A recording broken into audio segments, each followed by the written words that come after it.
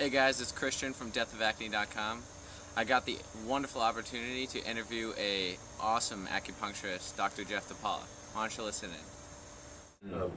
It's not that those other things are not important and useful, it's just that they're not taking into consideration the energetic nature of food. So getting back to the digestive function, how I typically describe that is if your stomach is like a cooking pot, the fire underneath that pot, which actually cooks your food and transforms it into chi and blood, the fire underneath is your spleen chi, the energy of your spleen, your digestive function, and that is what produces energy, produces blood, and your digestive function is 80% of your immune system. If your immune system is weakened by eating foods that weaken that, and that's typically sweets, and that includes sugar, high fructose corn syrup, any of the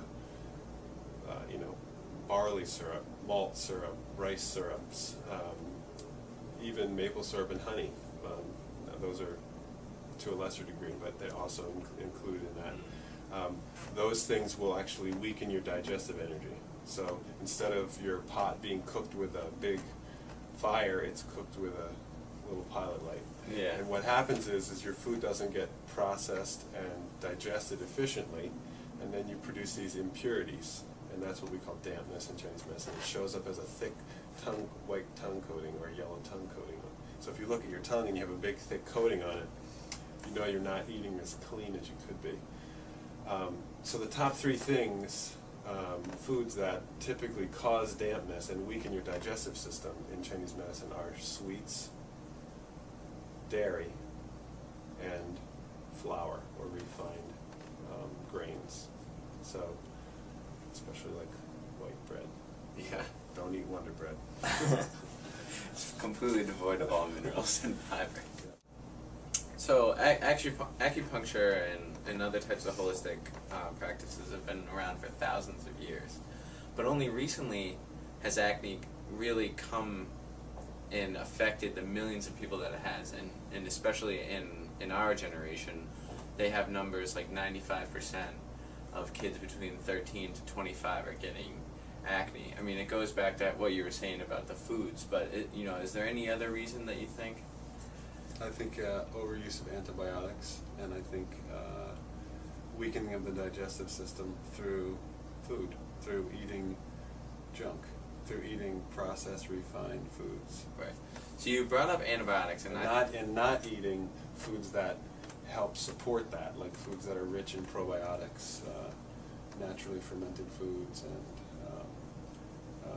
even probiotic supplements. Okay. We can touch on that in a second. But let me get back to the antibiotics, because a lot of people regard that as kind of like a wonder pill, right, where you just pop it, and a lot of dermatologists prescribe it for their acne patients. Right, that's sort of the standard treatment. Right, so it's like tetracycline. Yeah, tetracycline. I was on three. I was on tetracycline, doxycycline, and minocycline, and cousins. Yeah, I mean they keep upping me because. And what was your experience with that? Well, I mean, got better for a little while, and exactly. then it didn't help. And then it got worse. And your tongue coating got worse. So the acne got worse. Exactly.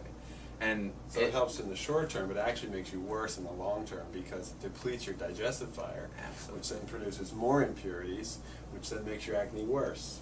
It's really incredible that it hasn't caught on more, that antibiotics just simply aren't working. They show minor improvements, but the reason that they do that is because you have to take them every day, and it really affects your cleansing process of the body by driving those toxins deeper into your organs.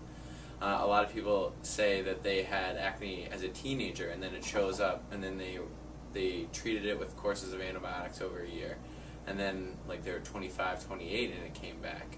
How do you explain that other than it was just destroyed your internal environment? They drank too much beer in college. That's true. So getting back to probiotics, I feel like it's on the cusp of getting really big. You're starting to see more commercials like Activia and stuff like that. Right. The problem with those is that they're not a therapeutic dose of probiotics. Mm-hmm. They are probiotics. You do have the acidophilus and the bifidus and those things in yogurt and other types of dairy products. The problem is they're also adding sugar to those. So you're helping yourself on one hand and you're hurting yourself on the other. So you know, the probiotics, what a probiotic is it's a beneficial bacteria. Your gut, your intestines are filled with billions of different bacteria, some helpful to your digestion and help you break down food and metabolize food and assimilate food, and some that are harmful, like E. coli or other things like that. And so the probiotics, by taking probiotics, what it does is it sort of restores the healthy ecosystem in your gut, which then allows the rest of your system to process and assimilate foods and nutrients properly. So it's not what you're taking in, it's what you're actually assimilating that's really, it's not you are what you eat, it's you are what you assimilate.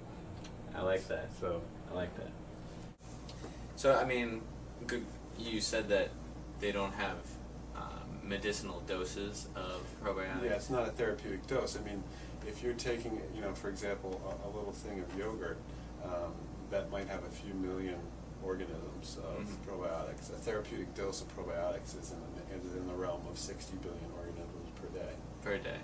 And typically, what I do is I will ramp people up. So I'll have them take one pill, which we have this probiotic, has 16 different strains of organisms and 22 billion organisms per capsule.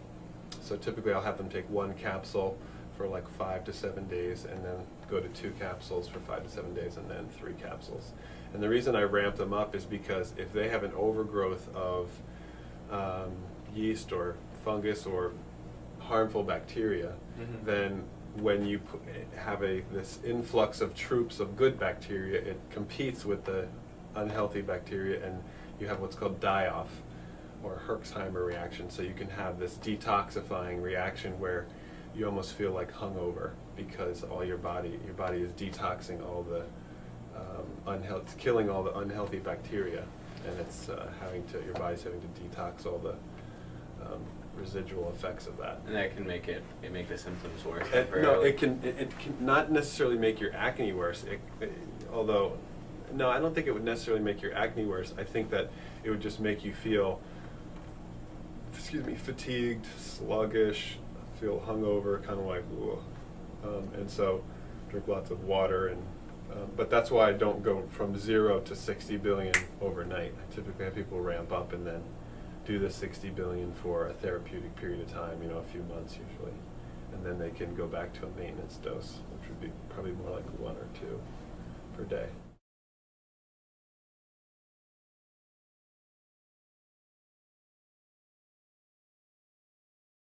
I hope you enjoyed the interview. What's really cool is that if you want more information, more videos, more education, visit the site www.deathofacne.com and hope to hear from you soon. Take care.